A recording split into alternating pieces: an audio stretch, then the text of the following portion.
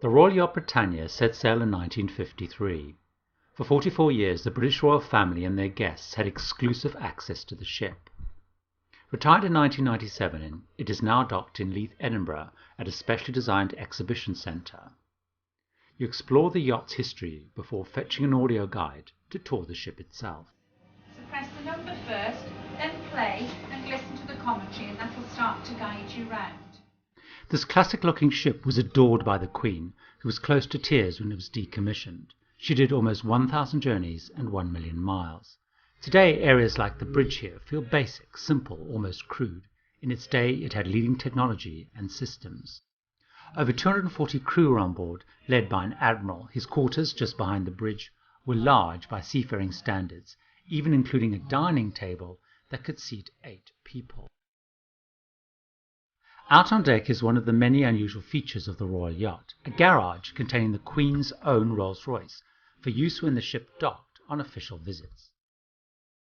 The veranda deck is a large deck expanse at the rear of the ship. During voyages, the royal family would relax, play and entertain themselves. Today, tourists entertain themselves by ringing the grand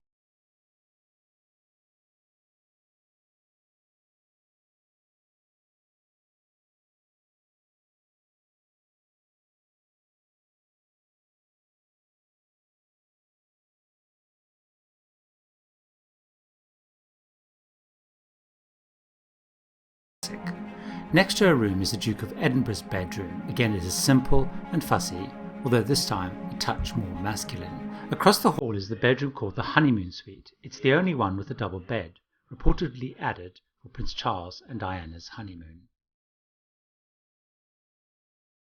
Back out on deck, you can climb up to the royal deck tea room. Located where receptions used to be held, it now serves meals and afternoon teas. It has an extensive menu with tea, cakes and buns, always being a popular stop about halfway through the tour. The next part of the Royal Yacht Tour takes you further down into the ship to explore the officers' bar and wardroom. There are up to 20 officers on board. They had their own bar and this impressive dining room where Royal Marine Band members would sometimes play during meals. Some of the kitchens were staffed by chefs from the royal household. Today, the kitchens prepare meals for the tea room and corporate events on board. The glass and china pantry displays the crockery used during the ship's service, and the silver pantry, the gorgeous range of silver. The state dining room is one of the most impressive features of the Royal Yacht. A busy venue during state visits around the world, it can now be hired for exclusive corporate events and functions.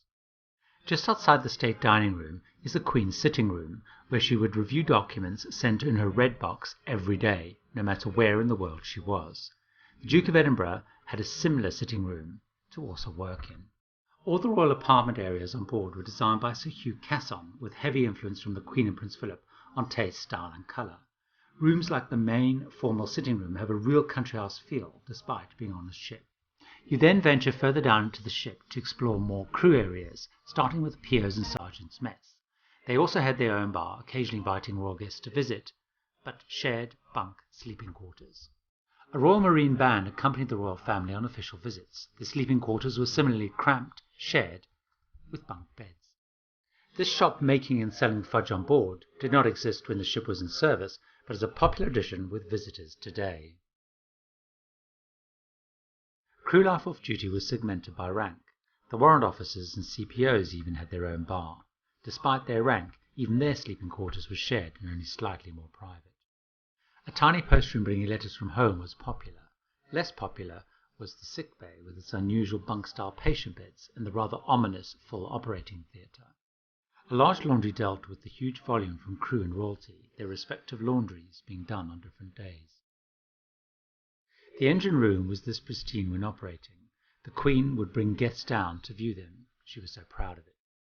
Yachtsmen, the bulk of the 200-plus crew, ate in the small austere-looking canteen. Their sleeping quarters were much more crowded and compact, while their bathroom facilities were rows of basins and showers. After touring the ship, you can view the beautiful royal barge used to ferry the royal family from the yacht to land. It was last used at the Queen's Jubilee Flotilla on the Thames in 2012. The tour ends in a huge gift shop back in the main building full of Royal Yacht and Royal linked merchandise and souvenirs. For 44 years, the Royal Yacht Britannia ferried the Queen around the world. Now it's a fascinating tour and insight into royal life and history. Highly recommended.